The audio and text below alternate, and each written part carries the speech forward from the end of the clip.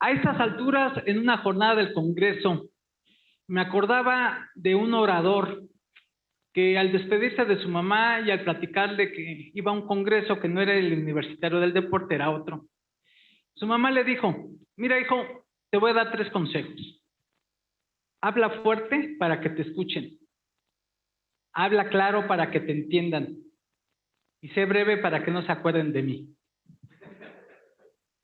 Entonces, bajo esas consideraciones, yo quisiera compartir algunos elementos de lo que hoy en día estamos realizando en la Fundación Alfredo Harpelú para el deporte. Primero, felicitar por supuesto y reconocer a la Dirección de Actividades Deportivas Universitarias de la máxima casa de estudios, a quienes han conformado este equipo de trabajo, a todos los congresistas, todos los expositores, y a quienes de manera presencial o virtual acompañan este ejemplo y este elemento. Dentro de todo el planteamiento que hemos elaborado, tiene mucho que ver el aspecto en donde nosotros, como propia fundación, hemos querido compartirles en unas cuantas láminas algunos conceptos que hoy ustedes han estado revisando. Sobre todo, ubicar al deporte como un derecho, no solo humano, sino un derecho fundamental. Aquí en esta lámina hablamos sobre algunos conceptos tocantes a lo que nuestra Constitución General de la República reconoce en su artículo 4, la obligación del Estado mexicano por conceptualizar precisamente el deporte y la cultura física, el poder ubicar esta transversalidad del deporte necesariamente con la salud, con la educación, con el desarrollo social, con la economía y la seguridad pública, el que sea enmarcado bajo parámetros en donde la actividad física tiene un contexto de desarrollo social. Nelson Mandela, como ustedes saben, fue uno de los grandes promotores de las iniciativas del deporte. Y él hablaba de que un mundo del deporte tiene un poder transformador, tiene un poder de unificación. Quienes hemos visto películas como Invictus, nos damos cuenta cómo Nelson Mandela incorpora este tipo de conceptos fundamentalmente con el propósito de vincular el deporte y la cultura física a la sociedad. En el ámbito de la fundación, don Alfredo Harpelú, que ustedes seguramente conocen y reconocen como un gran universitario, un gran patrocinador, un hombre comprometido con la Universidad Nacional Autónoma de México y con instancias educativas de nivel superior, tuvo a bien hacer un cambio de paradigma porque hace algunos años la fundación se dedicaba fundamentalmente al alto rendimiento.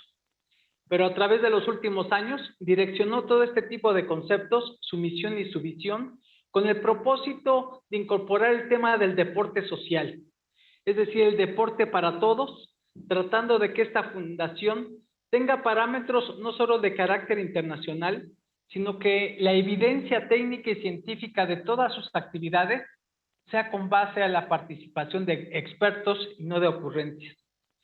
Aquí nosotros concurrimos a los objetivos de carácter internacional, como por ejemplo son aquellos que fueron signados por los líderes mundiales en el año 2015 de los Objetivos de Desarrollo Sostenible. Ustedes saben que son 17 grandes objetivos que entre el año 2015 y 2030 pretenden transformar el mundo, transformar a la humanidad. En la humanidad vemos 7.800 millones de habitantes. Y la gran parte de estos habitantes, casi el 59%, vive en pobreza extrema o pobreza moderada. Así que estos 17 objetivos son para transformar precisamente a la humanidad, y en lo tocante al deporte y la cultura física tenemos que ver con 5. Tenemos que ver obviamente con la salud, con la educación, con la equidad de género, con la justicia, la paz, pero también la alianza estratégica entre diversas instancias. Otro parámetro internacional es el que generó la Organización Mundial de la Salud. En el año 2018 presentó a nivel internacional un programa de activación física para disminuir en un 15% el sedentarismo en el planeta. Se atraviesa la pandemia. Hoy los expertos hablan de que lejos de haber avanzado ese 15%, hemos retrocedido en 17%. Entonces, estos objetivos buscan crear sociedades, entornos y poblaciones mucho más activas. Y por el otro lado está la Ley General de Cultura Física y Deporte para nuestro país, en donde hubieron cambios hace 3 años, en donde se ubica el deporte y la cultura física como mecanismos para preservar la salud, prevenir adicciones, para evitar el consumo de psicoactivos y sobre todo para prevenir enfermedades. Aquí en esta lámina presentamos algunos aspectos básicos en donde la prevalencia de la epidemia de la diabetes están generando en México una problemática muy importante. De acuerdo al ENSANU 2018, que es esta encuesta nacional de salud y nutrición, habla de que más de 8.3 millones de mexicanos padecen diabetes. Pero las estimaciones reales se cree que es por lo menos el doble de la población, es decir, entre 16 y 17 millones. Y muchas otras personas que no saben que tienen diabetes. Y las implicaciones de estas enfermedades no transmisibles sabemos, pues sobre todo aunado a la obesidad, al sobrepeso, a las cardiopatías, a la hipertensión, a diversos tipos de cáncer, dan un impacto de mortalidad muy importante que ahora en el COVID-19 pues se han reflejado. Tenemos a nivel internacional la tasa más alta de mortalidad por el COVID-19. La media internacional es de 2.3 y en México ha sido de 8.2. Las razones, las enfermedades no transmisibles. Adicionalmente tenemos que de 7 de cada 10 mexicanas y mexicanos tenemos problemas de obesidad y sobrepeso. Tenemos niños, 1 de cada 3, menores de 11 años con esa misma problemática. Somos el país a nivel infantil, por lo menos de los países de la OCDE, con mayor obesidad y sobrepeso escolar. Y evidentemente el impacto que ha generado el COVID-19 en temas emocionales ha estado impactando los embarazos no planificados, la violencia intrafamiliar, entre muchas cosas. Aquí subrayamos en rojo 2 aspectos. Somos de los pocos países que sin tener un evento bélico estamos disminuyendo nuestra esperanza de vida. Y por otro lado, los estudios del INEGI nos reflejan que el 58% por lo menos de la población en nuestro país no tiene ninguna actividad física. Entonces, ante esta realidad del COVID-19, que ha hecho y ha generado un sufrimiento muy importante para la población, tenemos que encontrar no solo argumentos, sino sobre todo programas que no confundan lo deseable con lo posible. Y bajo este elemento, aquí en esta gráfica, ha virado sobre todo el concepto de la fundación en torno a lo que era un programa eminentemente escolar, se ha vuelto eminentemente comunitario. Entonces se generaron y se crearon programas, por ejemplo el de planeador de activación física por un deporte social, que tiende a que en 98 días o 14 semanas cambiemos nuestros hábitos de alimentación y de activación física para crearlos como un hábito de por vida. Este planeador está al servicio de la población. Ahorita tenemos más de 318,000 registros, sobre todo de alumnas y alumnos de media superior, que se han inscrito a este programa. Entonces, lo que hemos estado elaborando con el Instituto Nacional de Salud Pública son este tipo de contenidos en donde traen más de 40 videos, 30 infografías, pero sobre todo un involucramiento muy personalizado. A nadie le preguntamos cuánto pesas o qué talla tienes o tu género.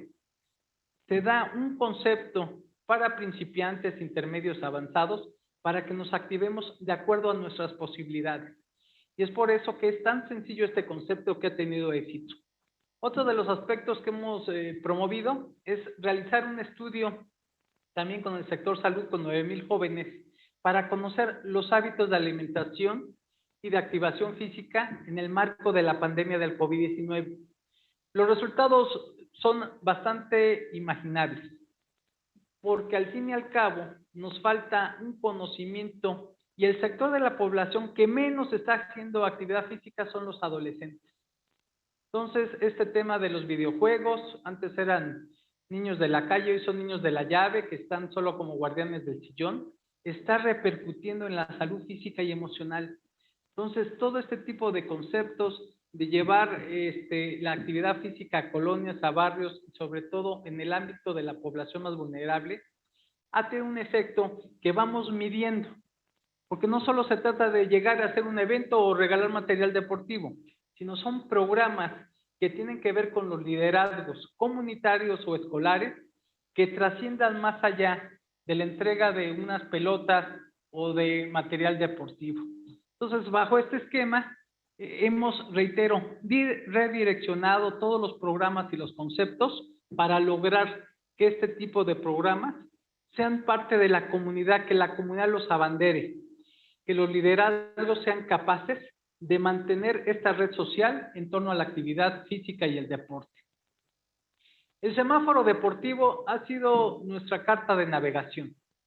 Es un código cromático que habla de que el rojo es la prevención de las adicciones, es decir, detener el tema de las adicciones a las drogas ilegales, fundamentalmente a las drogas legales como el alcohol y el tabaco, y bajo ese esquema nos vamos al código amarillo, que es la cultura de autocuidado de la salud, y la cromática verde tiene que ver con la cohesión social, una nueva cultura cívica de la paz. Este tipo de conceptos lo hemos llevado hasta el día de hoy a 24 estados del país. Hemos hecho cientos de miles de eventos, pero sobre todo con la identificación de que sea un concepto que lo abracen las niñas, los niños, los adolescentes, los jóvenes y la población en general. Una cosa nos lleva a la otra.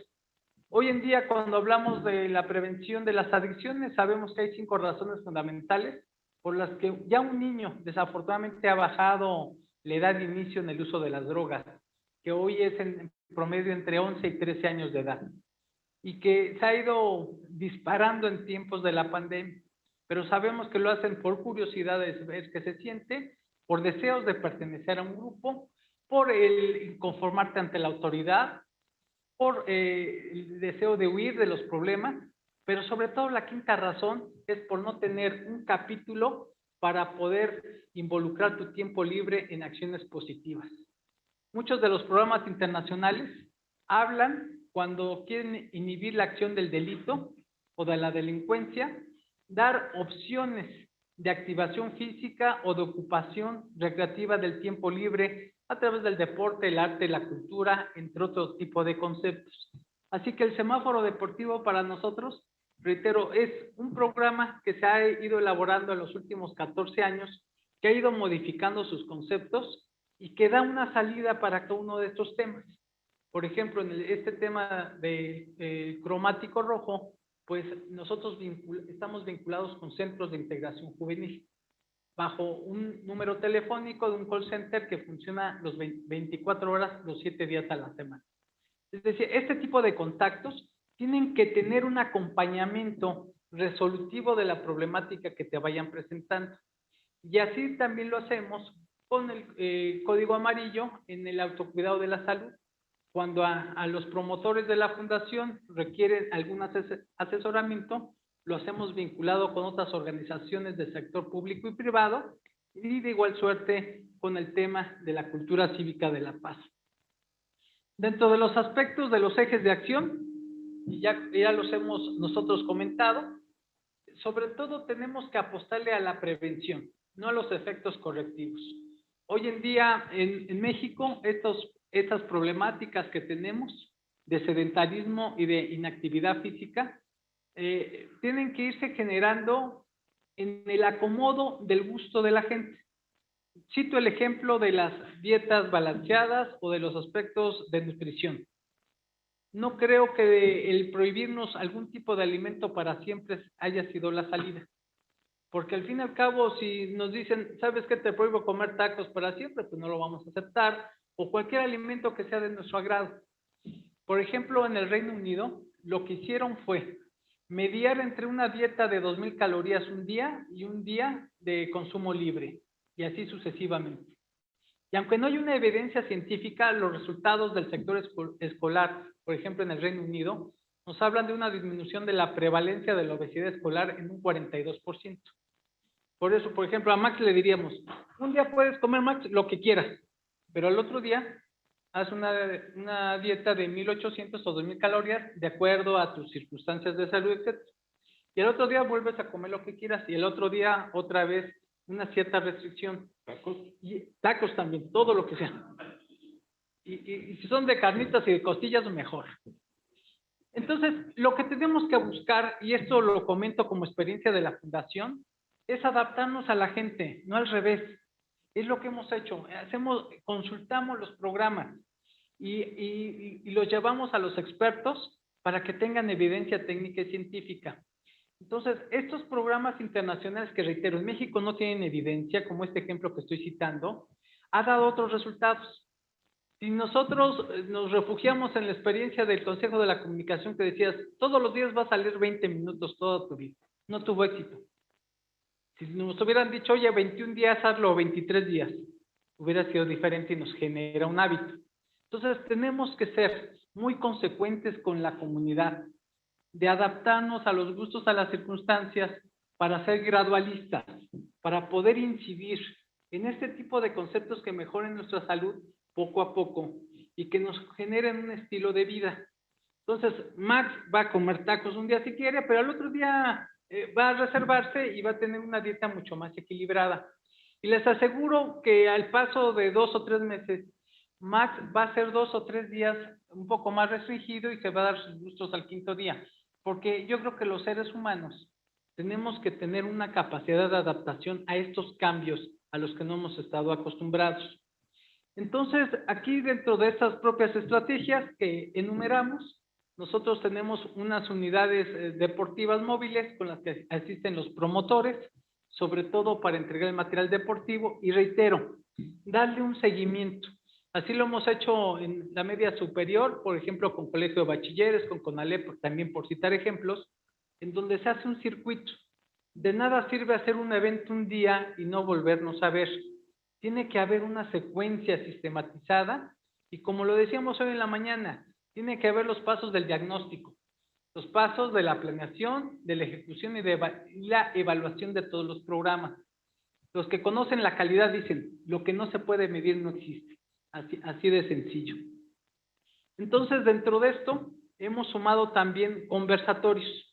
Nos ha funcionado mucho llevar atletas a mujeres y hombres que tienen una historia que contar, como es seguramente el caso de todos ustedes, y tenemos que generarnos como embajadores del deporte y la cultura física. Yo estoy seguro que con la experiencia de cada uno de ustedes tienen algo que platicarle a la comunidad. Y esto nos permite no solo refrendar una historia de vida, de resiliencia, porque de lo que sabemos cada uno de nosotros es de nuestra vida. Muchas de las cosas que nosotros no valoramos o atesoramos de lo que hemos hecho y por lo que hoy ustedes están aquí, porque algún mérito han de haber descubierto, por supuesto, son profesionales, tienen liderazgos dentro de asociaciones, tienen liderazgos dentro de federaciones, tienen elementos y argumentos que son necesarios compartir para la población con causas total y absolutamente válidas. Finalmente, en esta lámina, lo que buscamos traducir es la concurrencia que tiene que haber entre todos los sectores y sobre todo esta obtención gradual de resultados. Quien quiera apostar a una resolución de un día a otro está faltando a la verdad, está faltando a un sentido de realidad. Tiene que haber un concepto que vayamos disgregando de acuerdo a los recursos humanos, materiales y financieros con los que contemos, pero sobre todo con la innovación. Es por eso que en este congreso y los resolutivos que tengan, tendrán que plantearse como políticas públicas. Yo creo que eso es lo importante de cuando hemos sido convocados. No solo es, y sobre todo en este contexto, cuando hemos tenido contacto con Max, con Alex, con todo este equipo de trabajo, con Alberto, tenemos que concurrir a ideas y conceptos que se puedan realizar y en este capítulo tenemos que coadyuvar al regreso presencial a clases.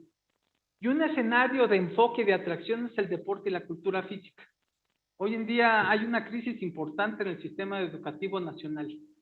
La gente no está regresando a las clases, a pesar de que hay una afectación no solo en la deserción escolar, sino en la falta de nivel académico. Entonces, nosotros como comunidad deportiva tenemos que accionar mecanismos de aprendizaje, de resiliencia, de innovación y de talento para coadyuvar en ese sector y sobre todo revertir esta problemática emocional que nosotros hemos ido teniendo por lo que hemos vivido. Muertes de familiares, de amigos, de compañeros, pérdidas materiales, patrimoniales, pobreza laboral. Es un mundo muy difícil. De verdad que lo que estamos enfrentando, lo han enfrentando hace 100, 200 y 300 años con otras pandemias, la humanidad. Nosotros no estábamos ahí, ni nos va a tocar estar en las siguientes. Pero hoy que estamos en este escenario, tenemos la obligación de aportar. Y yo les reitero y culmino diciéndoles, la historia de cada uno de ustedes, de cada uno de nosotros es importante. A veces hay que reflexionarla, saber cómo contarla, cómo traducirla. Y con las capacidades multiplicadas, yo creo que pudiéramos lograr un buen resultado. Por eso, como diría el clásico, cuando somos muchos, las penas se dividen, pero las alegrías se multiplican. Muchas gracias.